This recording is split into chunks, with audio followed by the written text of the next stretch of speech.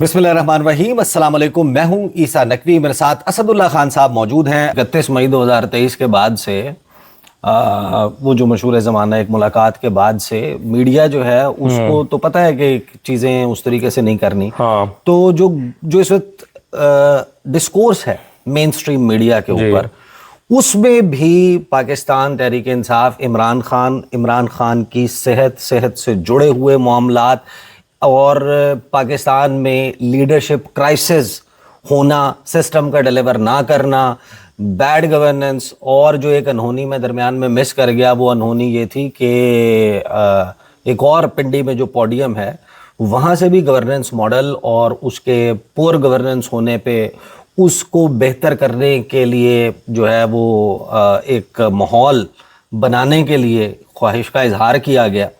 और फिर साथ में पाकिस्तान तहरीक इंसाफ का एजेंडा जो है वो मैच करता है उस एजेंडे से, और पाकिस्तान मुस्लिम लीग नवाज और पीपल्स पार्टी तो उसमें डर्टी प्ले करने के लिए ऑलरेडी काम शुरू कर चुके हैं। हाँ, बिल्कुल ठीक कह रहे हैं आप। देखें, माहौल तो बदला सा है, फजा बदली सी है, इसमें तो कोई शक नहीं है। अब इसमें तमाम सियासी जमातों को एहतियात से यूं चलना है कि कहीं वो इस्तेमाल तो नहीं हो रहे, किसी और के मकासद के लिए कोई और भी इस्तेमाल हो जाता है बाज़ औक़ात। जैसे आपको याद होगा कि यूसुफ रज़ा गिलानी साहब एक मरतबा, जब 85 की बात है, जब नवाज शरीफ साहब ने आंखें दिखाना शुरू की जनरल ज़ियाउल हक को, तो पीर पगारा से शिकवा किया। ज़ियाउल हक साहब ने कहा कि यार ये तो सचमुच का अपने आप को वज़ीर आला समझना शुरू हो गया नवाज शरीफ, तो इसको तो ये क्या कर रहा है, ये तो मुझे आंखें दिखाता है। तो पीर पगारा साहब ने कहा कि आप बेफिक्र रहें, मैं जो है वो इनका कर लेता हूँ बंदोबस्त। उन्होंने यूसुफ रज़ा गिलानी से कहा कि भाई इंतजाम करो, मैं तुम्हें चीफ मिनिस्टर बनाने लगा हूँ, जाओ लॉबिंग करो, मैं फ़ोन कर देता हूँ। वो उन्होंने मुतहरिक हो गए, लोगों से मिलना जुलना शुरू कर दिया। जब वो मिलना जुलना शुरू कर दिया तो नवाज शरीफ साहब को समझ आ गई कि ये तो मेरे नीचे से कालीन खींचा जा रहा है। तो नवाज शरीफ साहब ने जाके ज़ियाउल हक साहब के पाँव पकड़ लिए। तो जब पाँव पकड़ लिए तो फिर ज़ियाउल हक साहब ने उनकी माफ़ी कबूल कर ली, और न सिर्फ कबूल की बल्कि उन्होंने आकर पब्लिक में ये ऐलान किया कि इनका किला मजबूत है। ये वो मशहूर ज़माना जुमला वहां से निकला था। और एक और मशहूर ज़माना जुमला पीर पगारा साहब ने उस वक्त कहा था कि हाँ, नवाज शरीफ के बोरे में सुराख था, मैंने उसकी सिलाई कर दी है। ठीक है, आप तो माजी बईद की मिसाल दे रहे हैं ना, माजी करीब की मिसाल दें। जो मौलाना फजलुर रहमान का, मैं एक सेकंड में जुमला मुकम्मल कर लूं। यूसुफ रज़ा गिलानी साहब बड़ा डिसहार्ट हुए। उन्होंने पीर पगार साहब से पूछा जाकर कि आपने क्या मुझे इस्तेमाल किया? और उसने कहा हाँ नौजवान, मैंने तुम्हें इस्तेमाल किया।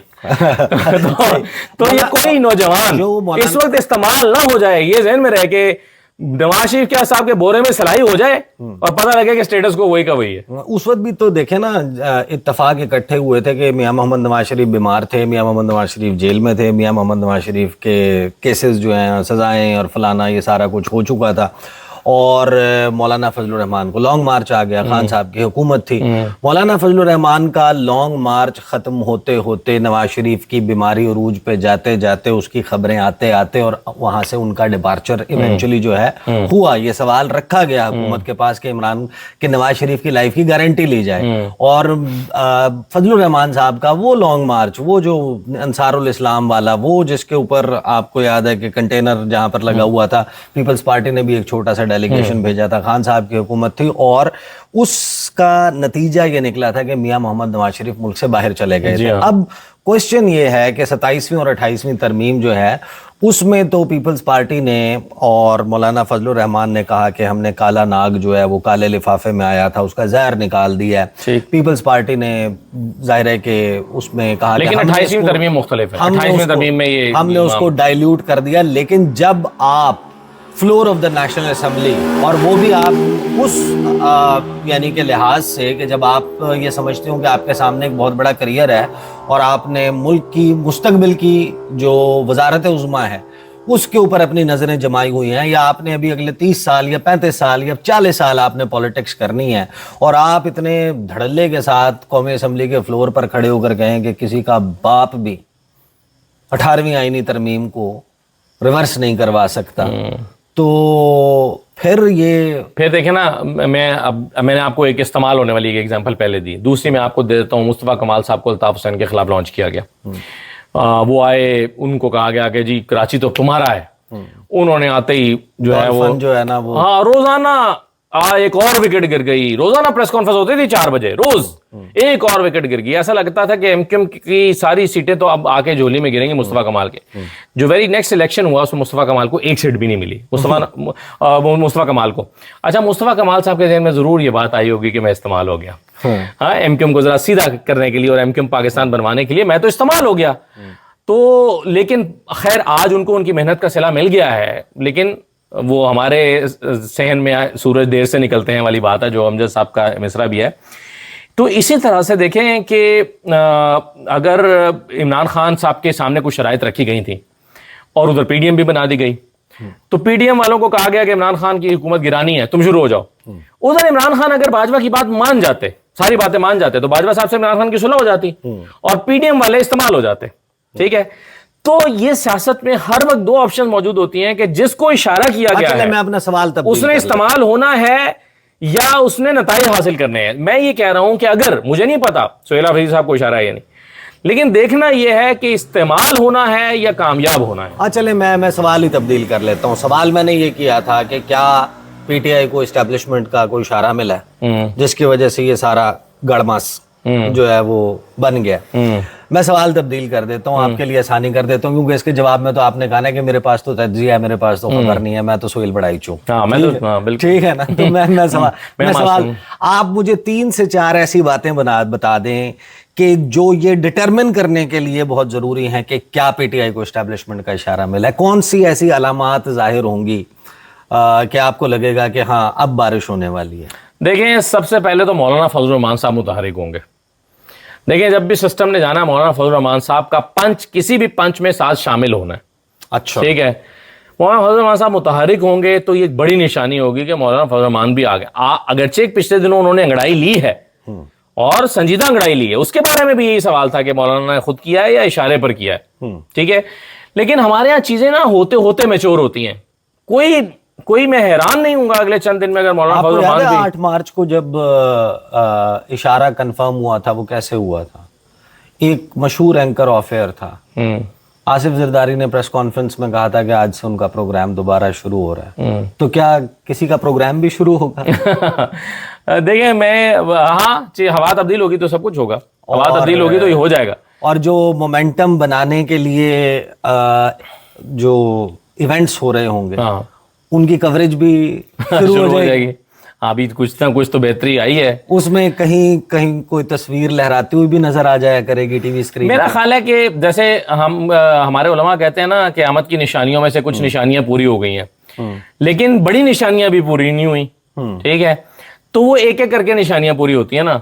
तो देखें, इस हुकूमत ने चलना तो नहीं है, ये तो तय है ना, ये निजाम तो गिरना ही गिरना है। ये निजाम चल सकता ही नहीं है, कोलैप्स कर चुका है ना। कोलैप्स निजाम को आप कितना अर्सा और चला सकते हैं? तो इसकी जो निशानियां ना वो आहिस्ता आहिस्ता करके जाहिर होती रहेंगी। वो 2 अब आ गई, 2 अगले महीने आ जाएंगी। तो ये डिपेंड करता है वक्त के साथ साथ कि आगे से जो बच्चे हैं वो कितने अच्छे हैं। वो अगर 28वीं तरमीम के लिए सरेंडर ही कर जाते हैं तो फिर तो जरूरत ही नहीं है ना किसी और की, फिर इस निजाम के जाने की भी जरूरत नहीं है। अगर जरदारी साहब अड़ जाते हैं कि नहीं जनाब मैं तो नहीं मानता, जरदारी साहब या बिलावल साहब, पीपल्स पार्टी जो भी, बिलावल साहब के बारे में तो ये है ना कि वो अड़ सकते हैं या अड़े हुए हैं। तो अगर बिलावल साहब अड़ जाते हैं तो फिर मुख्तलिफ होगा। ये शतरंज है। देखिए ना, शतरंज में तो ये होता ना, उनका कैसे पता चलेगा कि हाँ बिलावल भुट्टो जरदारी अड़ गए? पाकिस्तान पीपल्स पार्टी के चेयरमैन इलेक्शन लड़ते हैं लाहौर से, हार जाते हैं अता तारड़ से। उनके पार्टी के बहुत सारे लोग ये कहते हैं कि इलेक्शन बिलावल नहीं जीते, लेकिन अता तारड़ भी नहीं जीता, जीता कोई और ही था। हमें शिकवा ये है कि हमारे चेयरमैन के वोट कम दिखाए गए, अता तारड़ से ज्यादा थे। अब जिस हलके में पीपल्स पार्टी का चेयरमैन इलेक्शन लड़ रहा हो, क्या ये मुमकिन है कि वहां पर कोई एक पोलिंग स्टेशन ऐसा हो जहां पर उस चेयरमैन का पोलिंग एजेंट ना बैठा हो? क्या ये मुमकिन है कि उस हलके के किसी एक पोलिंग जो स्टेशन है उसका फॉर्म 45 उनके पास ना हो?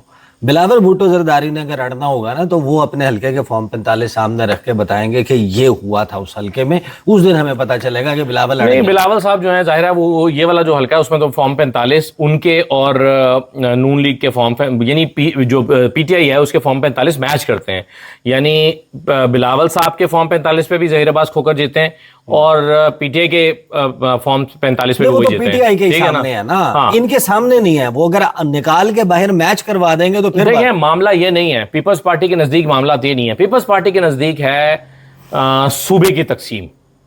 अब सूबे की तकसीम के दो मसाइल हैं।